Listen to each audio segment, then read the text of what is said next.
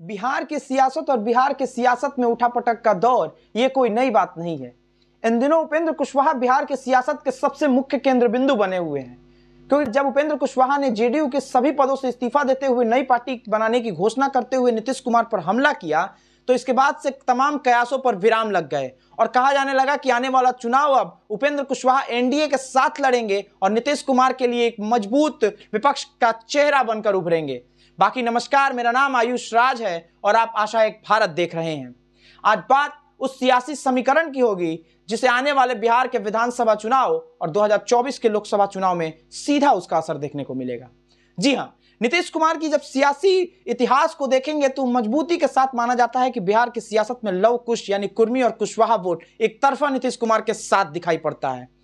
कुछ दिनों से जब नीतीश कुमार ने ये खुले मन से घोषणा किया कि 2025 का विधानसभा का चुनाव हम तेजस्वी यादव के नेतृत्व में लड़ेंगे और उन्हें मुख्यमंत्री बनाने का प्रयास करेंगे, उसके बाद से जेडीयू के अंदर से ही कई तरह के सवाल खड़े होने लगे।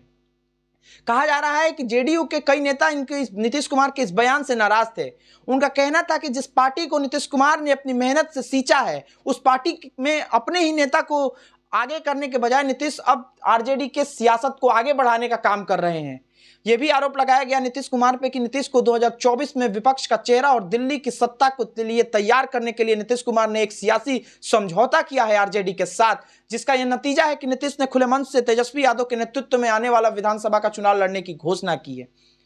उपेंद्र कुशवाहा लगातार इस बात से नाराज चल रहे थे। उपेंद्र कुशवाहा का यह भी दावा था कि आने वाले दिनों में जेडीयू के बहुत सारे नेता उनके साथ आकर नई सियासी पारी को शुरुआत करेंगे।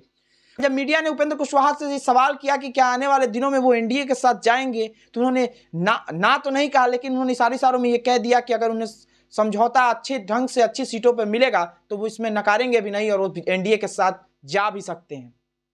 उपेंद्र कुशवाहा का कहना था कि अगर नीतीश कुमार जिस तरह ने अपनी राजनीतिक पूरी इतिहास को आरजेडी के खिलाफ जाहिर की, वही नीतीश कुमार आज तेजस्वी यादव का नेतृत्व को कैसे स्वीकार कर सकते हैं भविष्य में।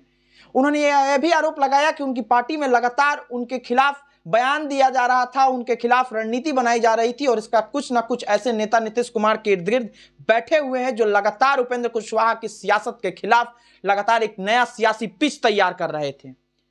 उपेंद्र कुशवाहा का आने वाले दिनों में ये कदम कहीं ना कहीं बिहार की सियासत में एक बड़ा उलटफेर देखने को मिल सकता है, क्योंकि बताया जाता है कि कोयरी वोट में लगभग बिहार में 8 से 9% है और अगर उपेंद्र कुशवाहा उसमें से नुमाइंदगी करने में कामयाब हो जाते हैं, अगर उपेंद्र कुशवाहा के साथ वो वोट बैंक अटैच रहता है, तो इसका कहीं ना कहीं नुकसान तेजस्वी यादव के लिए भी होगा और नीतीश कुमार के लिए भी आने वाले दिनों में दिखाई पड़ सकता है। क्योंकि क्या तेजस्वी यादव ये सोचने पर मजबूर जरूर होंगे कि क्या 2023-22 में नीतीश कुमार के साथ फिर एक बार जाना क्या उनकी सियासत की सबसे बड़ी भूल साबित होगी, क्योंकि जिस तरह से विपक्ष के लिए मजबूत चेहरा बन रहे थे तेजस्वी यादव बिहार में, क्या वो नीतीश कुमार के सहयोगी बनकर क्या अपने लिए एक नई मुसीबत बांध लिए हैं, ये बड़ा सवाल है। अब देखना होगा कि आने वाले दिनों में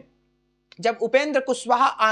अपनी राजनीति को आगे बढ़ाते हुए नया सियासी कदम उठाते हैं और क्या जेडीयू के अंदर एक बड़ी फूट की जो इशारा कर रहे हैं उसमें फूट करने में कामयाब रहते हैं, तो इसके बाद नीतीश कुमार की राजनीतिक भविष्य पर भी एक संकट उभरेगा और वो संकट आने वाले दिनों में बिहार की सियासत पर दिखाई पड़ सकता है। अब देखना की बात यह है कि क्या जेडीयू इसको संभाल पाती है या नहीं, क्या नीतीश कुमार अपनी राजनीतिक सूझबूझ से उपेंद्र कुशवाहा के द्वारा किए हुए नुकसान को भरपाई कर पाते हैं या नहीं, क्या उपेंद्र कुशवाहा के साथ कोई वोट ट्रांसफर हो पाता है या नहीं, क्या उपेंद्र कुशवाहा बिहार के सियासत में एनडीए के साथ जाते हैं, क्या उपेंद्र कुशवाहा आने वाले दिनों में केंद्र में मंत्री बनते हैं। ये कई बड़े सवाल हैं और इन तमाम सवालों का जवाब आने वाले दिनों में आपको बिहार की सियासत से जरूर देखने को मिलेगा और कुछ और राजनीतिक खबर आपको मिलेगी, आपको जाननी होगी, तो आप हमारे चैनल के साथ जुड़े रहिए। आप सब तब तक हमारा चैनल आशा एक भारत देखते रहिए। तब तक के